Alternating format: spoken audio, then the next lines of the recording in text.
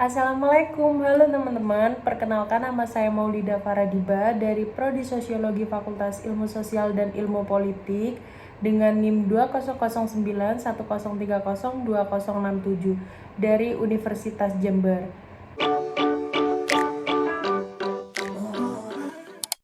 Nah, di sini aku akan jelasin nih tentang analisis risiko bencana. Jadi kali ini saya akan memaparkan beberapa materi saya. Yang pertama ada apa sih pengertian bencana itu. Yang kedua saya akan menjelaskan apa sih klasifikasi bencana itu. Lalu yang ketiga saya akan menjelaskan bagaimana model pengukuran risiko bencana. Yang keempat saya akan menjelaskan upaya penanggulangan apa aja sih yang dilakukan sebelum bencana itu terjadi. Lalu yang kelima saya akan menjelaskan upaya penanganan apa aja yang dilakukan saat bencana itu terjadi. Lalu yang keenam saya akan menjelaskan upaya penanganan apa aja sih yang dilakukan saat bencana itu telah terjadi. Lalu yang ketujuh saya akan menjelaskan apa sih istimewanya istilah dari kita jaga alam maka alam akan jaga kita.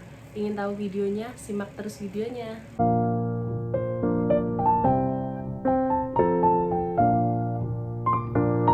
Nah, di sini saya akan menjelaskan apa sih arti pengertian bencana itu. Jadi, secara singkatnya pengertian bencana itu bisa diartikan sebagai suatu rangkaian peristiwa atau peristiwa alam yang memberikan dampak besar bagi populasi kehidupan manusia. Apa aja sih contoh peristiwa alam yang memberikan dampak besar bagi populasi kehidupan manusia itu?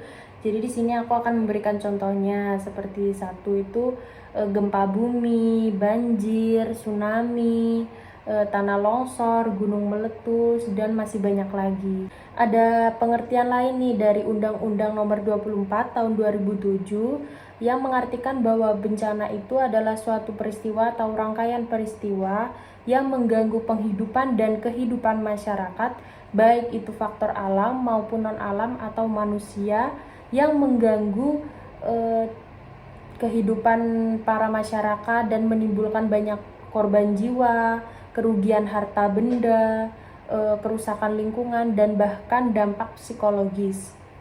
Ada pengertian lain menurut ISDR, yakni bencana bisa diartikan sebagai suatu gangguan serius terhadap keberfungsian masyarakat sehingga menyebabkan kerugian yang meluas pada kehidupan manusia dari segi materi, ekonomi, atau lingkungan. Dan gangguan itu melampaui kemampuan masyarakat yang bersangkutan untuk mengatasi dengan menggunakan sumber daya mereka yang ada atau sumber daya mereka sendiri. Nah, itu tadi teman-teman pengertian bencana. Selanjutnya aku akan menjelaskan nih tentang klasifikasi bencana.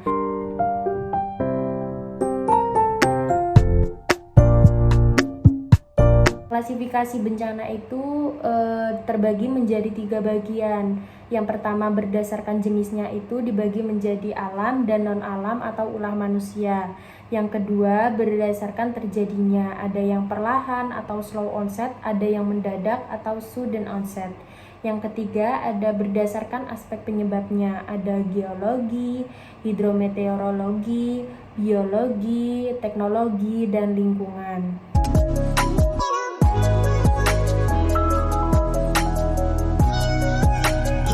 Di Undang-Undang Nomor 24 Tahun 2007 tentang Penanggulangan Bencana Bab 1 Ketentuan Umum Pasal 1 menjelaskan tentang 3 macam bencana. Yang pertama ada bencana alam, yang kedua bencana non-alam, dan yang ketiga bencana sosial.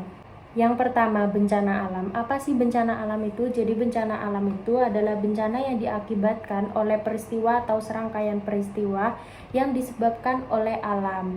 Antara lain contohnya seperti gempa bumi, tsunami, gunung meletus, tanah longsor, dan lain sebagainya. Yang kedua adalah bencana non-alam. Apa sih bencana non-alam itu? Jadi bencana non-alam itu adalah bencana yang diakibatkan oleh peristiwa atau serangkaian peristiwa non-alam yang menyebabkan kerusakan bagi kehidupan manusia. Contohnya seperti kegagalan teknologi, kegagalan modernisasi, epidemi, dan wabah penyakit. Lalu yang terakhir ada bencana sosial. Apa sih bencana sosial itu teman-teman? Jadi bencana sosial itu adalah suatu peristiwa atau serangkaian peristiwa yang disebabkan oleh manusianya sendiri.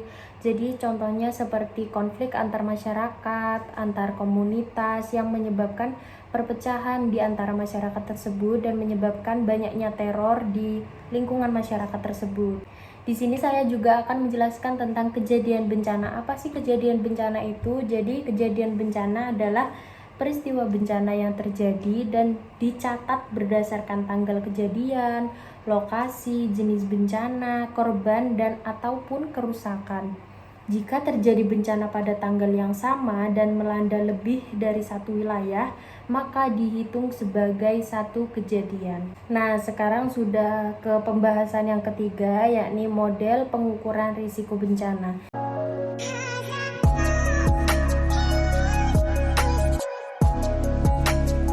Jadi risiko bencana itu ada rumusnya ya teman-teman. Rumusnya yakni R sama dengan H dikali V per C. Jadi keterangannya yakni R itu adalah sebagai risiko bencana, yang H itu sebagai hazard atau bahaya, yang V itu sebagai vulnerability atau kerentanan, yang C adalah kapasitas. Lalu di sini saya akan menjelaskan tentang upaya penanganan prabencana itu seperti apa saja sih. Jadi yang pertama ada penilaian resiko atau pemetaan daerah rawan atau analisis resiko. Jadi dalam penilaian risiko ini kita melakukan pemetaan seperti kayak peta rawan longsor, peta wilayah rawan gempa bumi, peta wilayah rawan tsunami, peta sebaran gunung api di Indonesia, dan peta indeks risiko bencana. Lalu yang kedua ada pendidikan dan pelatihan TOT aparatur pemerintah dan masyarakat. Yang ketiga ada pusat pengendalian operasi. Yang keempat ada penyusunan pedoman dan protap. Gunanya untuk apa sih penyusunan pedoman dan protap ini? Jadi penyusunan pedoman ini digunakan sebagai upaya untuk membangun mekanisme penanganan bencana yang lebih efektif dan efisien. Lalu yang kelima ada peningkatan kewaspadaan masyarakat. Jadi peningkatan kewaspadaan masyarakat ini sangat penting ya bagi penanggulangan sebelum bencana. Jadi peningkatan kewaspadaan masyarakat ini bisa disebarkan melalui poster, melalui mass media, dan lain sebagainya. Lalu yang keenam ada pengurangan resiko bencana. Bersama Bappenas menyusun rencana aksi nasional pengurangan resiko bencana. Jadi digunakan untuk apa sih? Pengurangan resiko bencana ini sebagai upaya untuk koordinasi program pengurangan resiko bencana, pergeseran paradigma dari respon ke pengurangan resiko. Jika program pengurangan resiko bencana ini berhasil, maka otomatis korban dan kerugian akibat bencana juga akan berkurang atau dapat ditekan. Yang ketujuh ada kesiapsiagaan menghadapi bencana. Apa aja sih kesiapsiagaan yang dihadapi untuk menghadapi bencana itu? Yang pertama ada pembentukan satuan reaksi cepat penanggulangan bencana. Yang kedua ada identifikasi sumber daya. Yang ketiga ada identifikasi kemampuan penanganan kedaruratan.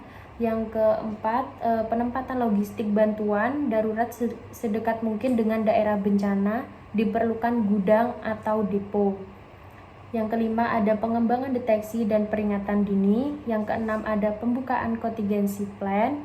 Yang ketujuh ada gladi kesiapan penanganan bencana atau dilakukan secara rutin. Lalu upaya penanganan apa aja sih yang dilakukan saat bencana itu terjadi?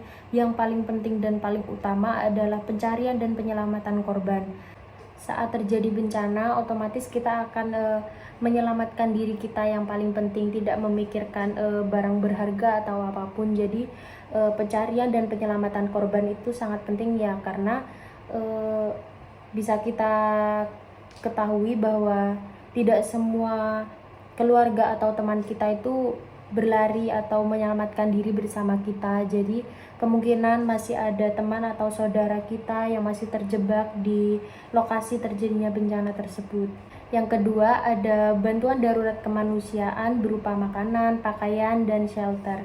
Jadi setiap masyarakat yang terkena bencana itu tidak mungkin mereka akan berlari dengan menyelamatkan harta benda mereka seperti membawa pakaian mereka, membawa makanan ataupun barang lainnya. Jadi kita sebagai sesama masyarakat dan sesama makhluk hidup, kita patut memberikan perhatian kepada mereka yang terkena bencana. Kita harus memberikan pakaian, memberikan makanan kita kepada mereka yang sangat membutuhkan. Yang ketiga ada layanan kesehatan termasuk trauma psikologis. Saat masyarakat itu terkena bencana, otomatis mereka akan mengalami trauma yang tinggi, terutama untuk anak kecil yang masih tidak tahu menahu mengenai apa itu bencana. Mereka akan mengalami trauma yang tinggi. Jadi alangkah baiknya memang dilakukan trauma psikologi seperti mengajak mereka bermain agar mereka bisa melupakan apa yang telah terjadi pada mereka dan keluarga mereka saat terjadi bencana. Yang keempat ada sanitasi dan kesehatan lingkungan. Lalu saya akan menjelaskan upaya penanganan apa aja sih yang dilakukan pasca bencana itu. Jadi yang pertama ada rehabilitasi dan rekonstruksi dilakukan secara terkoordinasi dan terpandu di antara antar instansi terkait. Lalu yang kedua ada bantuan rehabilitasi dan rekonstruksi diajukan kepada KBNPB melalui gubernur. Lalu di sini saya akan menjelaskan tentang apa sih arti dari istilah kita jaga alam maka alam akan jaga kita. Yang saya mengerti dari istilah tersebut adalah kita sebagai manusia atau makhluk hidup sepatutnya kita menjaga alam itu dengan baik. Apabila kita menjaga alam dengan baik, tidak merusaknya, maka alam pun akan memberikan dampak positif kepada kita semua. Seperti contohnya jika kita menebang pohon sembarangan, maka itu akan menyebabkan terjadinya tanah longsor. Lalu contoh lainnya adalah jika kita membuang sampah sembarangan ke lingkungan sekitar kita ataupun ke sungai, itu juga akan menyebabkan banjir. Mengapa demikian? Karena jika kita membuang sampah sembarangan itu akan menyebabkan penyumbatan kepada aliran air ataupun penyumbatan ke selokan-selokan. Jadi itu yang menyebabkan air tidak bisa berjalan dengan lancar, tidak bisa mengalir dengan lancar, dan itu yang menyebabkan penyumbatan dan nantinya akan menjadi peluapan dan hingga akhirnya menyebabkan banjir dan berdampak kepada lingkungan di sekitar masyarakat. Jadi mereka akan terkena banjir dan banyak kerugian yang mereka dapatkan seperti itu.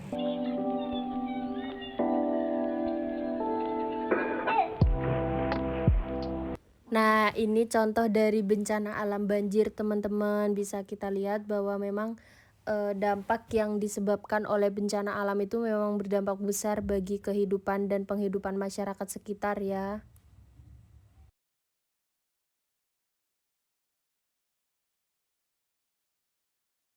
Bisa kita lihat luapan air tersebut hingga masuk ke rumah-rumah warga, sampai banyak mobil-mobil yang tidak bisa berfungsi lagi dikarenakan memang terseret arus banjir. Lalu bisa kita lihat di sana banyak warga sedang bergotong royong.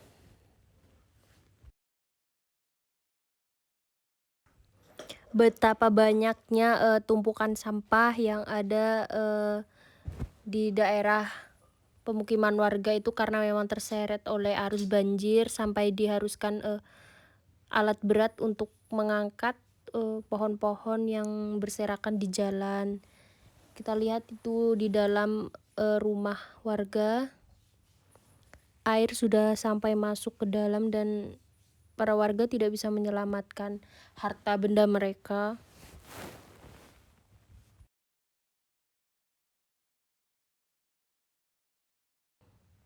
Bisa kita lihat juga bahwa masih banyak pohon-pohon yang berserakan di jalan.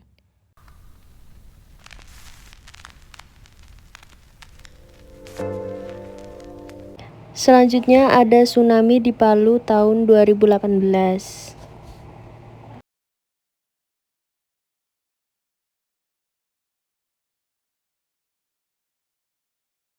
Bisa kita lihat bahwa para masyarakat mereka berlindung di tempat yang paling tinggi. Dan kita lihat juga bahwa banyak dari rumah-rumah warga, bahkan kendaraan dari warga banyak yang terseret arus tsunami.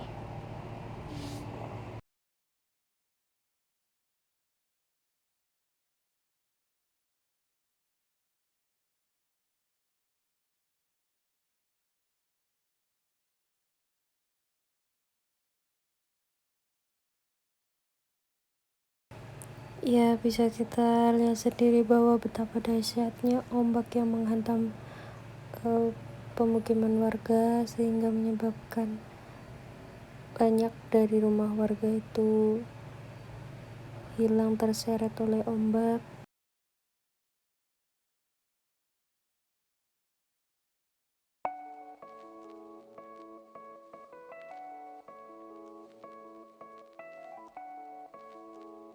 Selanjutnya ada angin puting beliung di Banyuwangi tahun 2021. Bisa kita lihat teman-teman bahwa memang banyak sekali atap dan bahkan kendaraan dari warga itu sampai berserakan ke jalan karena memang dikarenakan dahsyatnya angin puting beliung tersebut.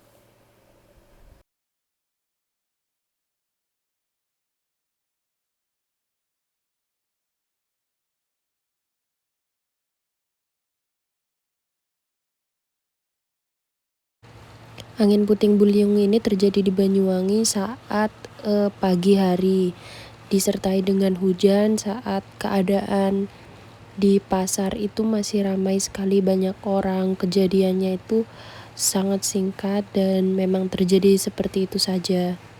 Jadi masih banyak warga yang beraktivitas seperti biasa, berbelanja ke pasar, lalu dihantam oleh angin puting beliung tersebut.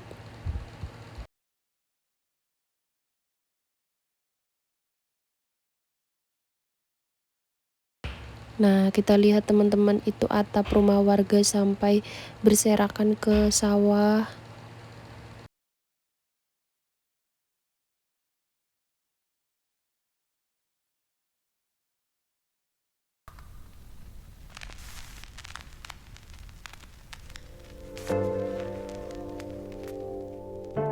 Selanjutnya ada angin puting beliung di Cirebon tahun 2018.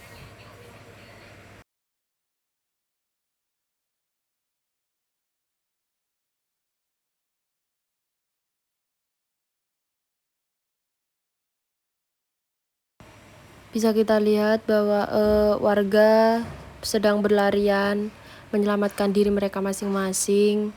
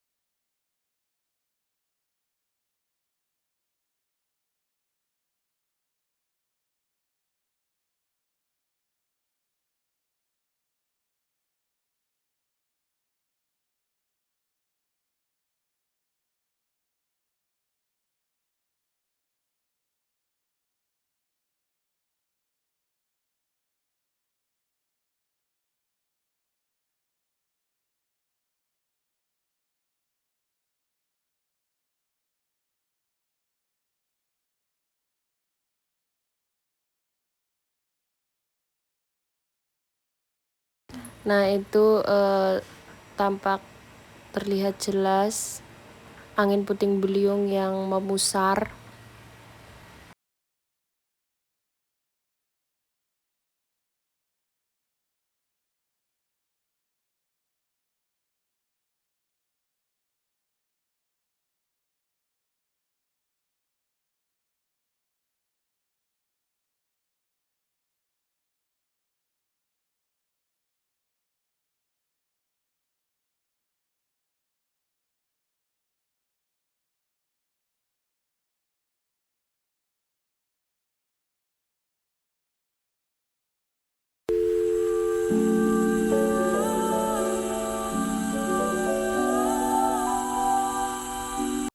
Selanjutnya ada lahar dingin Merapi tahun 2018.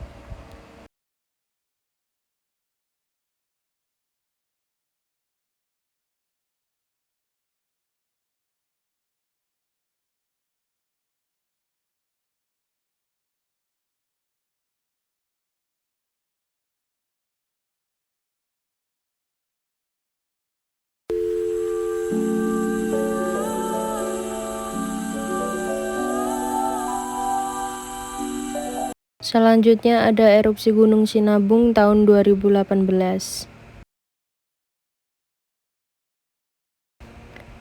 Dampak dari erupsi Gunung Sinabung ini sangat besar kepada lingkungan sekitar sana ya teman-teman, karena bisa kita lihat, nah anak-anak sedang sekolah mencari ilmu tiba-tiba dikagetkan oleh dentuman yang sangat keras dari Gunung Sinabung.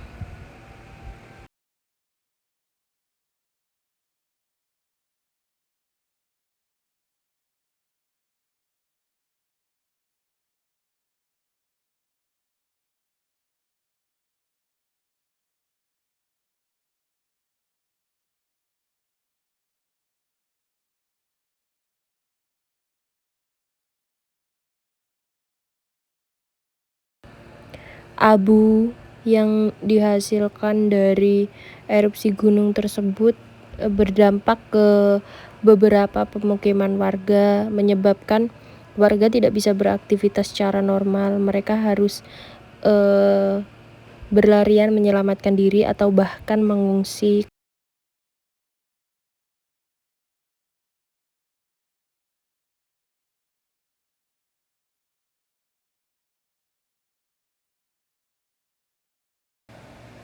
Karena kepanikan tersebut, warga berlarian menyelamatkan diri mereka masing-masing.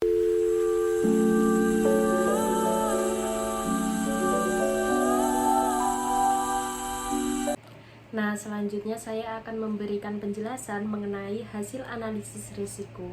Jadi, hasil analisis risiko itu berupa zonasi atau pembagian kawasan berdasarkan tingkatan risiko objek bencana terhadap ancaman potensi bencana geologi.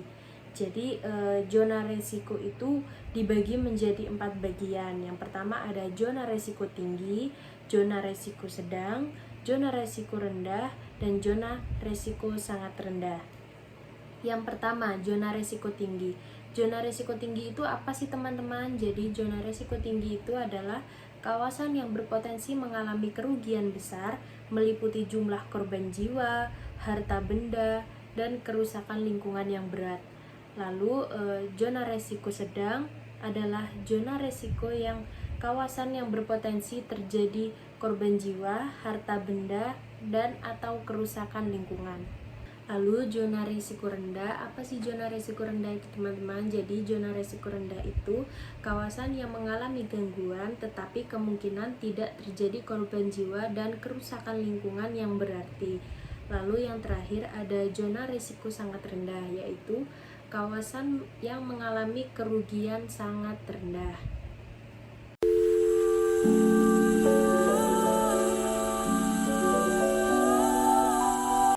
Manfaat dari analisis risiko bencana ini adalah sebagai bahan dalam penyiapan kesiapsiagaan dan tindakan strategis dalam mitigasi bencana geologi.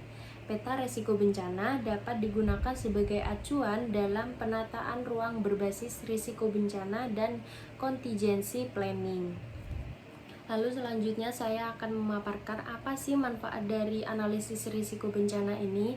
Jadi manfaat dari analisis risiko bencana ini yang pertama adalah penanganan bencana yang lebih tepat sasaran sehingga dana negara untuk penanggulangan bencana dapat dihemat tanpa mengurangi efektivitasnya. Lalu yang kedua adalah mengubah paradigma penanggulangan bencana dari reaktif ke preventif. Nah, itu tadi penjelasan mengenai analisis risiko bencana. Kurang lebihnya saya mohon maaf. Wassalamualaikum warahmatullahi wabarakatuh.